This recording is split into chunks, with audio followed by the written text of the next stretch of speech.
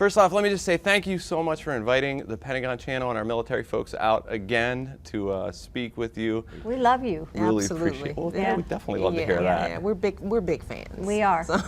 Well, speaking of that, I mean, no more proof than the Joining Forces initiative.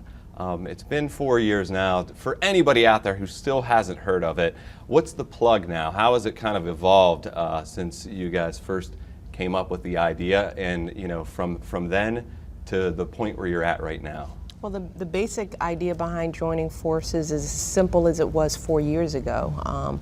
Jill and I are working to rally this nation to support our military families, to make sure that we're supporting them, our troops, our troops and our veterans, as well as they've supported us. And our belief is that everyone can do something in ways big and small, whether it's hiring a military member when they leave the force, or finding a way to hire a spouse, or making it easy for a spouse to transfer licenses, when they move from state to state, or finding ways to support military kids as teachers in schools. There's something that everyone can do, and we've seen the country step up in ways big and small. Yeah, we've seen employers who have committed to hire our veterans. We've seen teachers who are committed to learning about military kids in their classrooms. We've seen colleges committed to teaching teachers about what they should do with military kids and how to lift them up. We've seen nurses stepping up, doctors to learn about PTSD, social workers. I mean, people have really reached out, and we've gotten such a great response. So we feel pretty good about. And just this week, yeah. Walmart made a big announcement. Oh yeah. They have offered to hire any service member, any veteran who's looking for a job anywhere in the country. And that's the kind of employment commitment that we want to see from all businesses, especially as we draw our troops down and these wars come to an end. What I remind people is that's not when our service to our troops starts. That's not when it ends, that's when it begins. Because as families are making that transition to civilian life, it's going to be more important than ever before for us to show them how valued they are to us. In not just words, but in deeds. And we hope this continues in our culture for years to come, not just now. When we're out of office 4 years from now, we hope it just continues on, that it's just a natural part of American life. Now, I know the American people have continuously stepped up over the years and throughout conflicts in American history.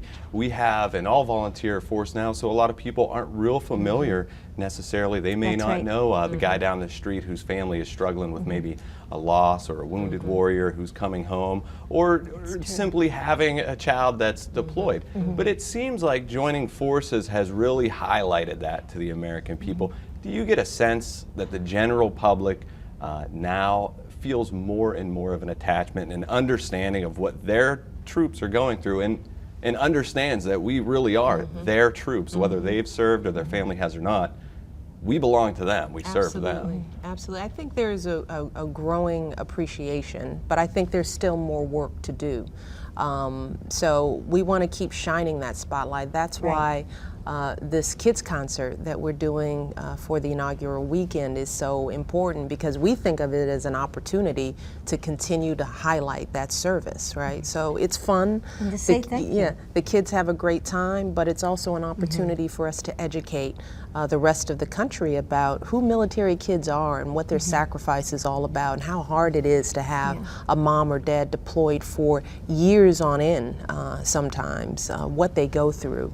But the more we tell those stories, the more America understands. So we just can't stop telling those stories. We have to keep sharing, and we want our military members to feel good about sharing their lives and their stories with the rest of the country, because we also know you all are so competent. You don't really ask for help. I think that's one of the challenges, because you guys are so self-sufficient. Well, we want to encourage you to step up and to ask for help, and to know that you've got a country waiting to support you. We just need to help people understand how. And we're going to continue this for the next 4 years. We're going to keep pushing it, plugging away. I know we certainly appreciate it. I know as a military parent, and I know how the military is. We can be very prideful, and we don't want to ask for help.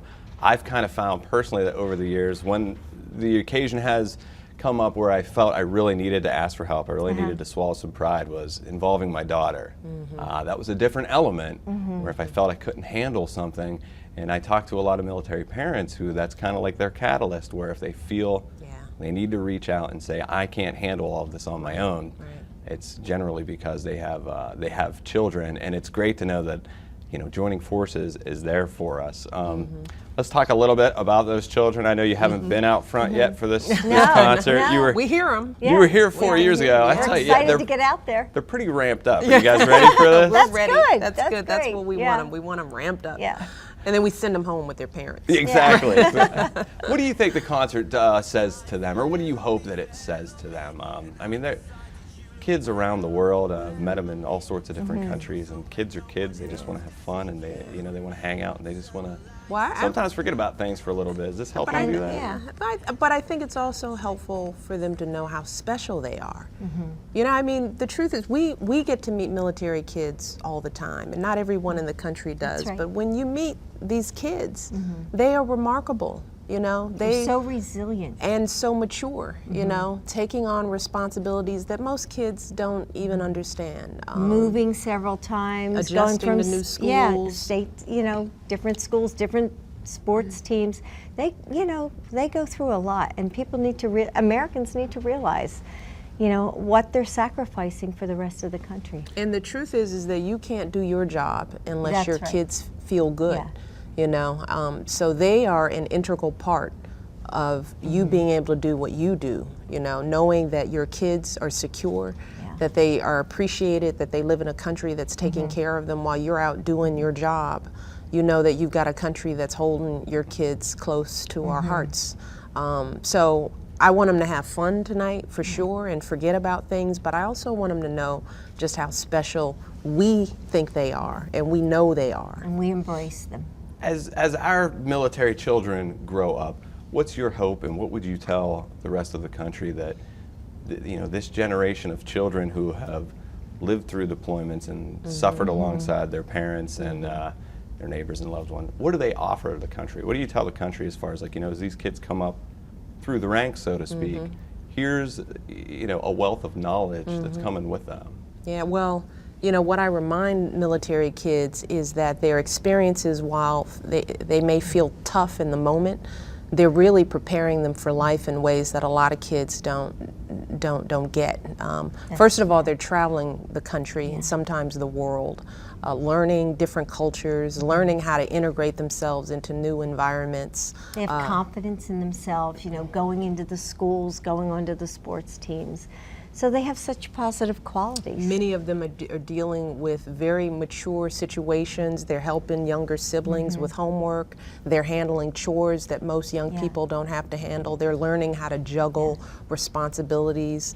They're dealing with their emotions, so they're dealing with the highs and lows in life in very stressful emotional conditions, and they're succeeding. You know, they're successful, smart, bright young people. Just like your daughter. Exactly. So, you know, my thing is they're ready for any college, they're ready for any job, any internship, because they're going to bring those skills and experiences, that maturity to everything they do, and they come from a household of service. Right? They come, many of them are coming from a tradition of service. And maybe it's service in the military, but most of these kids are serving in some way, shape, or form. You know, as we always say, our military kids are the best that the country has to offer. So we want to make sure they know this and that they can talk about their skills in a way that are positive. And we want to make sure that the country can appreciate and understand the uniqueness that these kids bring to any task, to any group, to any situation, so that we embrace that. And to know that we're so proud of them. And that is quite possibly the most important, because I know we always tell our children how proud we are of them, but I don't think you can ever really tell them enough. Enough, exactly. No. Ladies, thank you. It's a pleasure knowing that Thanks. Joining Forces is out there, another avenue for assistance for our military folks and our families. We greatly appreciate it and appreciate your time. Thank you. God bless our troops. Absolutely. Take care.